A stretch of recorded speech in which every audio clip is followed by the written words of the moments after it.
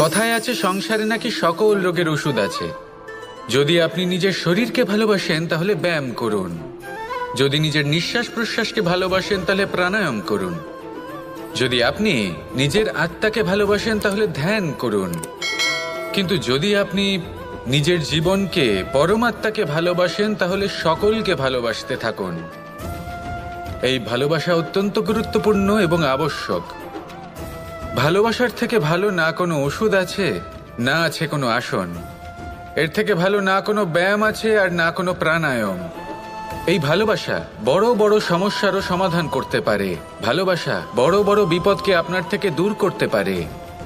এই ভালোবাসাই আপনাকে জীবনে বাঁচতে শেখায়, কারণ ভালোবাসাই হলো জীবনের আসল সত্য। তাহলে আসুন আর আমার সাথে ভালোবেসে বলুন, রাধা রাধা। আপনি কখনো কোনো সরোবরের দিকে তাকান যার জল হলো শান্ত, স্থির।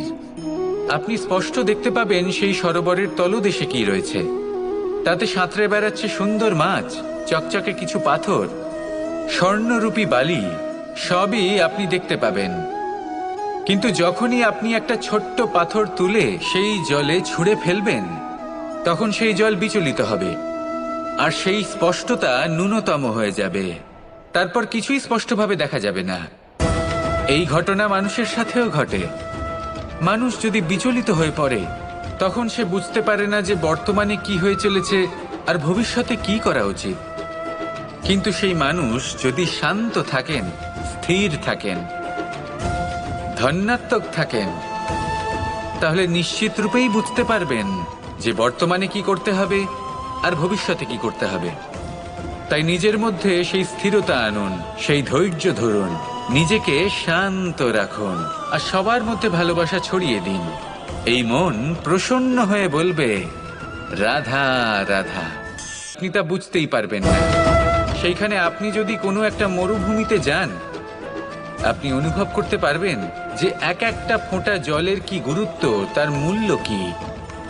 সুখের মুহূর্তে যদি আপনজনদের মনে রাখেন, তবে দুঃখের মুহূর্ত নিজে থেকেই দূরে সরে যাবে।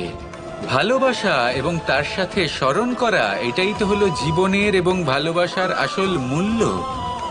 আসুন আর আমার সাথে ভালোবেসে বলুন, রাধা রাধা।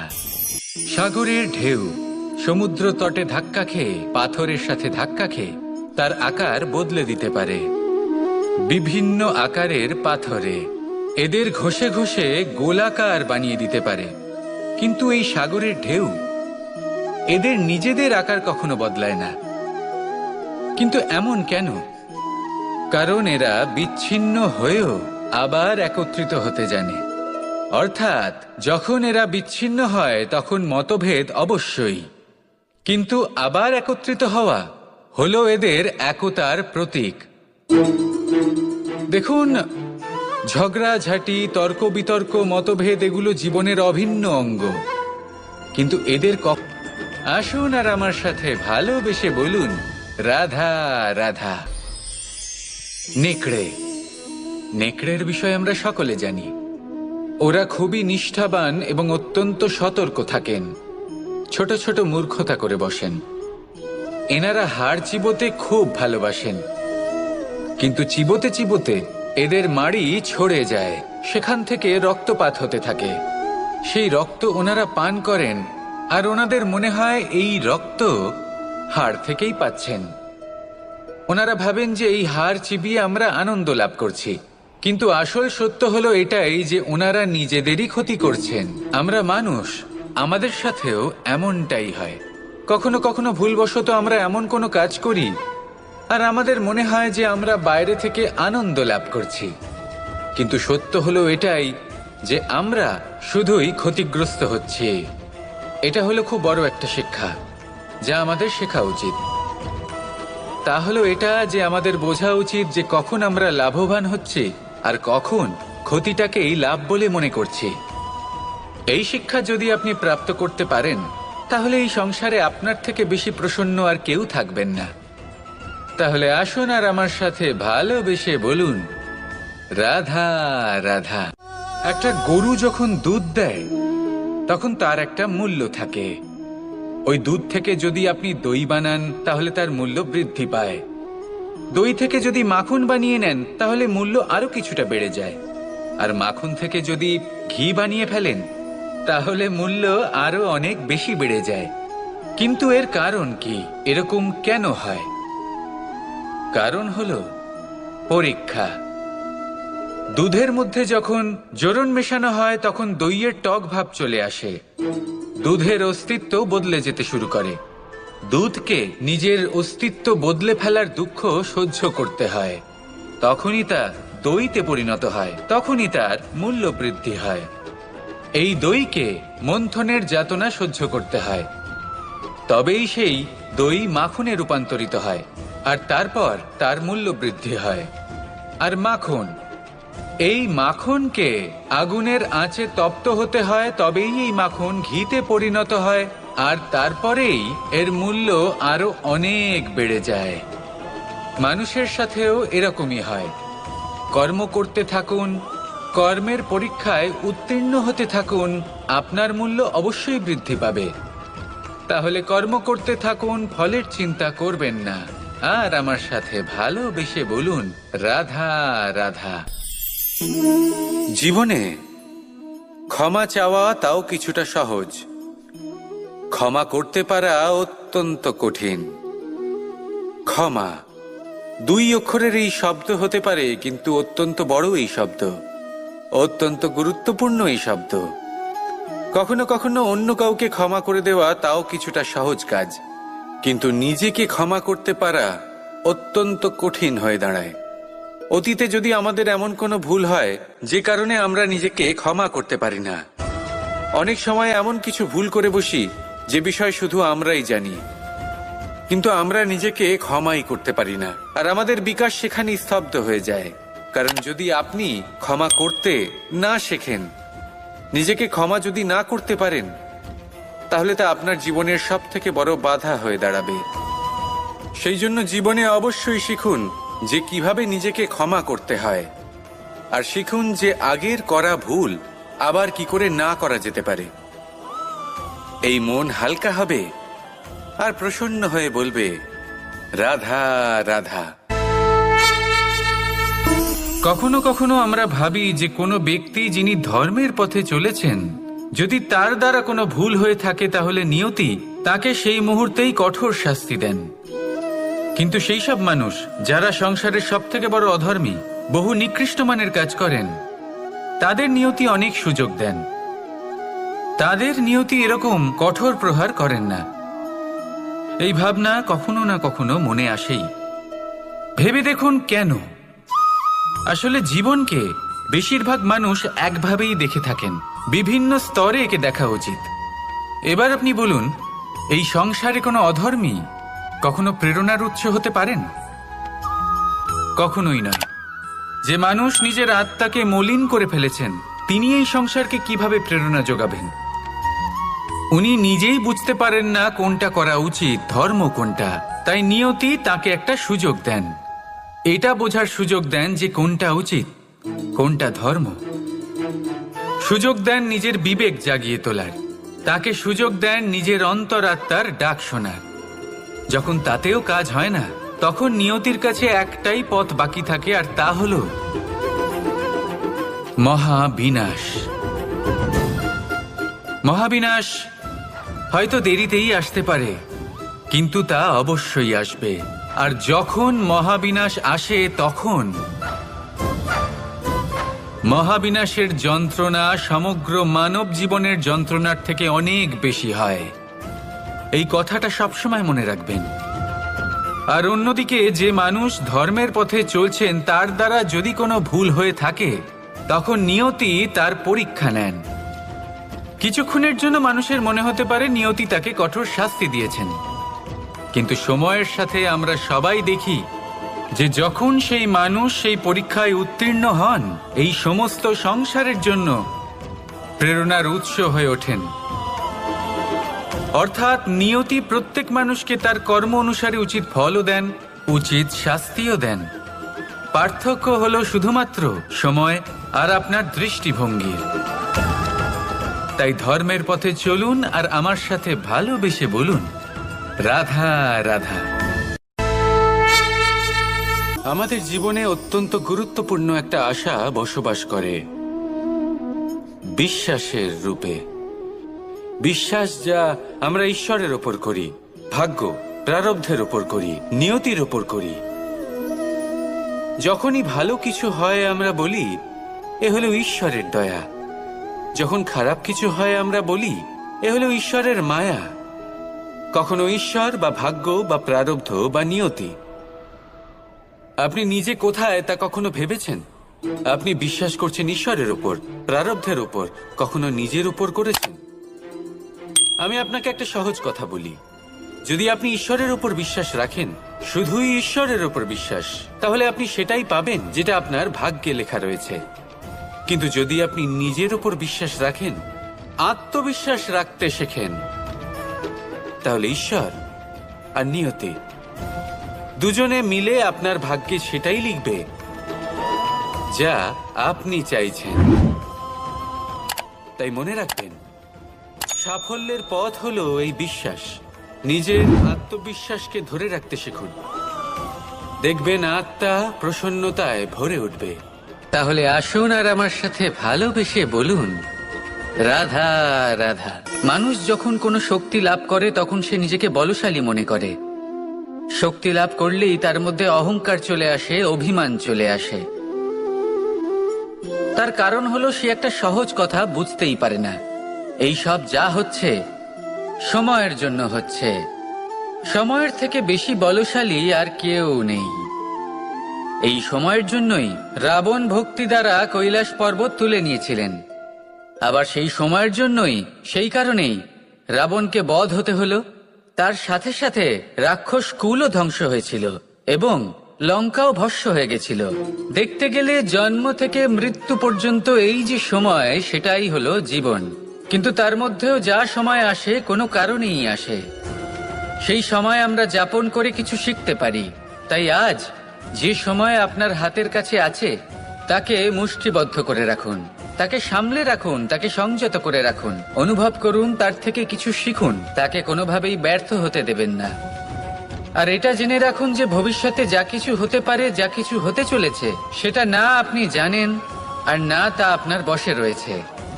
সেই জন্য আজ অহংকার বা অভিমান করে নিজের ভবিষ্যতের ক্ষতি করবেন না, সেই অনর্থ ঘটাবেন না। এটাই হলো সময়ের অর্থ। আসুন আমার সাথে ভালোবেসে বলুন, রাধা রাধা। আকাঙ্ক্ষা কখন লোভে পরিণত হয়ে যায় তা কেউ বলতে পারে না। এবার তার পরিণাম কি হতে পারে তাও আমরা কেউ জানি না। আজ আমি আপনাকে বলছি, কোনো ব্যক্তি সব থেকে বেশি ক্ষতির সম্মুখীন তখনই হয় যখন সে এটা মনে করে যে সে সব থেকে বেশি সুরক্ষিত স্থানে রয়েছে।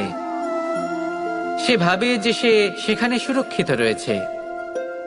সে তখন অসাবধান হয়ে পড়ে, আর তখনই তাকে জীবনের সব থেকে বড় ক্ষতির সম্মুখীন হতে হয়।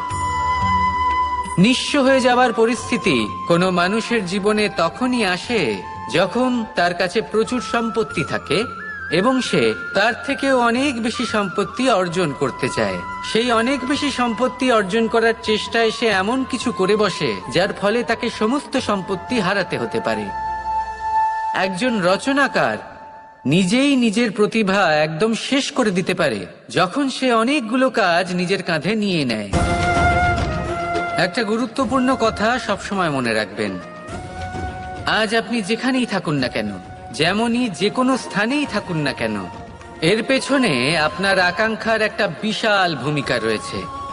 কিন্তু মনে রাখবেন, আপনাকে শিখতে হবে যে কখন আর কিভাবে নিজের উচ্চাকাঙ্ক্ষাগুলিকে লাগাম পরাতে হবে, কারণ এটা অত্যন্ত আবশ্যক। তাই আসুন আর আমার সাথে ভালোবেসে বলুন, রাধা রাধা। ব্যায়াম, এই শব্দ আমরা সকলে শুনেছি, আর এটা সারা জীবন আমাদের সাথেই থাকে কোনো না কোনো রূপে। যখন আমরা জন্মগ্রহণ করি, চলতে শিখি, প্রথমে আমরা হামাগুড়ি দিয়ে চলি, পরে চলতে চেষ্টা করি কিন্তু পড়ে যাই, তখন আমাদের বাড়ির গুরুজনেরা আমাদের আটকান না। ওনারা মনে করেন এইভাবেই আমাদের সন্তান চলতে শিখবে, এইভাবেই তার পা আরো মজবুত হবে, যা অত্যন্ত গুরুত্বপূর্ণ। এইবার জীবনকালে যতই আমরা এগোতে থাকি, এই ব্যায়াম বিভিন্ন রূপে আমাদের সাথেই থাকে। কিন্তু আপনি কি জানেন যে এই ব্যায়ামের তাৎপর্য আসলে কি? আপনি কি জানেন এই ব্যায়ামের মর্ম আসলে কি? যখনই আমরা এই ব্যায়াম করি, আমাদের শরীরের মাংসপেশি ক্ষয় হয়। প্রথমে তা ক্ষয় হয়, তারপর আবার তা নির্মিত হয়। আরো শ্রেষ্ঠ, আরো শক্তিশালী মাংসপেশি আমরা লাভ করি। অর্থাৎ এই ব্যায়াম হলো সৃজনের বিজ্ঞান। এই ব্যায়াম আমাদের জন্য অত্যন্ত আবশ্যক। সেই জন্য জীবনে যখনই কোনো কিছু নষ্ট হয়ে যায়, চলে যায়, তখন হতাশ হয়ে পড়বেন না, তাকে পুনর্নির্মাণ করার চেষ্টা করবেন। আর এই শিক্ষা আমরা লাভ করি পাখিদের থেকে। যখনই বর্ষা হয়, ঝড় আসে, যখন পাখির বাসা ভেঙে চুরমার হয়ে যায়, তারা হার মেনে নেয় না। সে আবার অল্প অল্প করে সব খুঁজে একত্রিত করে আবার নিজের বাসা বানিয়ে তোলে। পুনরায় এক জীবনকে জন্ম দেয়, এক নতুন পরিবারকে জন্ম দেয়। তাই মনে রাখবেন, জীবনে এইভাবেই যদি আপনি নির্মাণ করতে চান, সৃজন করতে চান, তাহলে সেই নির্মাণের জন্য ভাঙনের অভিজ্ঞতা থাকা অত্যন্ত আবশ্যক। ভগ্ন বস্তুকেও সম্মান করা অত্যন্ত আবশ্যক। এই আচরণ মনে নিয়ে আসুন, মন প্রসন্ন হয়ে বলবে, রাধা রাধা। আমরা সকলেই কামনা করি, আমরা সবাই সেটা প্রাপ্ত করতে চাই যা আজ পর্যন্ত কেউ প্রাপ্ত করেনি, সেটা পেতে চাই যা আজ পর্যন্ত কেউ পেতে পারেনি, সেটাই কাছে রাখতে চাই যা আজ পর্যন্ত কখনো আমরা পাইনি। এবার সেটা কিভাবে করা যেতে পারে? যদি আপনি সেটা প্রাপ্ত করতে চান যা আজ পর্যন্ত আপনি কখনো পাননি, তাহলে আপনাকে সেটা করে দেখাতে হবে যা আজ পর্যন্ত আপনি কখনো করেননি। সেই চেষ্টা করতে হবে যা আজ পর্যন্ত কখনো করেননি, সেই পরিশ্রম করতে হবে যা আজ পর্যন্ত কখনো করেননি। তবেই আপনি সেটা পাবেন যা আজ পর্যন্ত কখনো পাননি। কারণ যেমন বীজ বপন করবেন, তেমনই অঙ্কুর আপনি লাভ করবেন। আসুন আর আমার সাথে ভালোবেসে বলুন, রাধা রাধা। কথায় আছে, যখন আপনি যুদ্ধক্ষেত্রে দাঁড়িয়ে, তখন শত্রুকে পিঠ দেখিয়ে পালিয়ে যাওয়া বা পিছু হটে যাওয়া অত্যন্ত অনুচিত যুদ্ধনীতি হয়। কথায় আছে যে শ্রেষ্ঠ যুদ্ধ নীতি হলো সেটাই যেখানে আপনি অস্ত্র হাতে নিয়ে এগিয়ে যান, সাহসের সাথে যুদ্ধ করে শত্রুকে পরাস্ত করে ফিরে আসেন। আর সেটাই আমি করেছিলাম। তখন মহাভারত রচনা হয়েছিল, কারণ তখন ধর্ম রক্ষা করা আবশ্যক ছিল। কিন্তু এমনও একটা সময় ছিল যখন আমি যুদ্ধ থেকে পালিয়েছি, কারণ তখন প্রজাদের সুরক্ষা বেশি গুরুত্বপূর্ণ ছিল। আমার গায়ে যুদ্ধ বিমুখ হবার কলঙ্ক লাগিয়েছিল। কিন্তু ঠিক আছে, আমি সেটাই করেছিলাম যেটা প্রয়োজনীয় ছিল। শ্রীরামও লঙ্কা গিয়ে রাবণকে হত্যা করার পূর্বে 4 মাস ধরে অপেক্ষা করেছিলেন। অপেক্ষায় ছিলেন কবে সেই সেতু সম্পন্ন হবে। তারপরে গিয়ে রাবণকে পরাস্ত করলেন, তাকে বধ করলেন। জীবনে কখনো কখনো থেমে যাওয়া বা পিছু হটে যাওয়া কার্যকর হতে পারে। এটা প্রত্যেক সময়ের উপরে নির্ভর করে। শত্রু যে কেউ হতে পারে, যখন খুশি আক্রমণ করতে পারে। কোনো মানুষ হতে পারে, আবার কোনো দানবও হতে পারে। আমাদের নিজেদের মানসিকতা হতে পারে, কোনো অসুখ হতে পারে, মহামারীও হতে পারে। সেক্ষেত্রে সেটাই করুন যেটা উচিত মনে হয়। দেখুন, প্রত্যেকবার নারায়ণ তো আপনাকে সাহায্য করতে আসবেন না। অনেক সময় মানুষকে নিজেকেই সেই বাধার সম্মুখীন হয়ে তাকে পরাস্ত করতে হয়। আর এমনিতেও কথায় আছে যে প্রত্যেক নরের মধ্যে নারায়ণ আছেন। তাই অন্তরের নারায়ণকে জাগ্রত করুন, আর যা সমস্যা আছে তাকে সমাপ্ত করে ফেলুন, তা সে যতই পিছু হটে করতে হোক না কেন। আসুন আর আমার সাথে ভালোবেসে বলুন, রাধা রাধা। মানুষ সত্যের সাথে অবগত হবার জন্য ব্যাকুল হয়ে থাকে, চিরকাল চেষ্টা করতে থাকে। জন্ম থেকেই তার মনে এই ইচ্ছে জাগ্রত হয় সত্যিটা কি সেটা জানতে। এবার এই ইচ্ছে এটা পূর্ণ কিভাবে করা যেতে পারে? কারোর মনে হয় যে জ্ঞান অর্জন করলেই এই ইচ্ছে পূর্ণ হতে পারে, তাই কেউ কেউ জ্ঞানের পেছনে ছুটতে থাকেন। কেউ এটা ভাবেন যে এই ইচ্ছে পূর্ণ করা যেতে পারে ধন আর শক্তির দ্বারা, তাই তারা ধন আর শক্তি প্রাপ্ত করতে চান। কেউ আবার ভাবেন যে অন্তরের মন্থন দ্বারা এটা সম্ভব হতে পারে। এবার এটাও সত্যি যে মন্থন করলে অমৃত লাভও সম্ভব হতে পারে, কিন্তু তার জন্য এই মন্থন করার জন্য একটা উচিত দিকে অগ্রসর হওয়া প্রয়োজনীয়। উচিত সংযমের দ্বারা সামনে এগোতে হবে, আর কোনো আশা না করে সামনে এগিয়ে যেতে হবে, তবেই এটা সম্ভব হতে পারে। একটা বাদ্যযন্ত্রের কথা ভেবে দেখা যাক। তার থেকে সুর তখনই নির্গত হয় যখন তার তারগুলি ঠিক করে বাঁধা হয়। যদি বেশি বেঁধে ফেলা হয় তাহলে তার ছিঁড়ে যেতে পারে, আর যদি ঢিলে থেকে যায় তাহলে তার থেকে উচিত সুর নির্গত হবে না। একটা অত্যন্ত গুরুত্বপূর্ণ কথা মনে রাখবেন, সত্যকে লাভ করার প্রাথমিক আধার হলো অনুশাসন। জীবনে এই অনুশাসন আনুন, সত্য আপনা আপনি আপনার কাছে চলে আসবে, আর এই মন প্রসন্ন হয়ে বলবে রাধা রাধা। ধন মানুষের জীবনের সব থেকে বড় প্রয়োজনীয়তা, সেই অস্ত্র যার দ্বারা মানুষের জীবনের অনেক সংকট দূর করে দেয়া যেতে পারে, সেই মাধ্যম যার দ্বারা সংসারের সমস্ত জাগতিক সুখ স্বাচ্ছন্দ্য লাভ করা যেতে পারে। কিন্তু ধনের দ্বারা আমরা সবকিছু লাভ করতে পারি না। জাগতিক স্বাচ্ছন্দ্য আমরা লাভ করতে পারি, কিন্তু সুখ লাভ করতে পারবো না। সুখের উপকরণ আমরা লাভ করতে পারি, কিন্তু সুখের অনুভূতি লাভ করতে পারবো না। আনন্দ, সন্তোষ, প্রসন্নতা এগুলো ধন দ্বারা লাভ করা যায় না। কিন্তু হ্যাঁ, আনন্দ, সন্তোষ আর প্রসন্নতার সাথে যদি কোনো কাজ করেন তাহলে অবশ্যই ধন লাভ করবেন। তাহলে আসুন আর এই প্রসন্নতার সাথে বলুন রাধা রাধা। মানুষ কতটা বিচিত্র হতে পারে, সব সময় স্বপ্ন দেখতে থাকে যে কাল আমি এটা করব, কাল আমি ওটা শুরু করব, কাল আমি ওটা সম্পন্ন করব। এই যে কাল শব্দটা, এই কাল অত্যন্ত বিচিত্র এক শব্দ। আমরা সবসময় এটাকে আসতে দেখতে পাই, কিন্তু এটা আসাতে বর্তমানে পরিণত হয়। আবার আজ নতুন কাল দেখতে পাই, তার জন্য অপেক্ষা করি, যখন সেটা সামনে আসে বর্তমানে পরিণত হয়।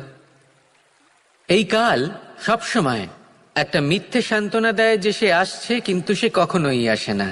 যেটা আপনার হাতে রয়েছে তা হলো আজ, বর্তমান। তাই যা করার আছে, যা সম্পন্ন করতে চান, যা শুরু করতে চান, আজ করুন, বর্তমানে করুন।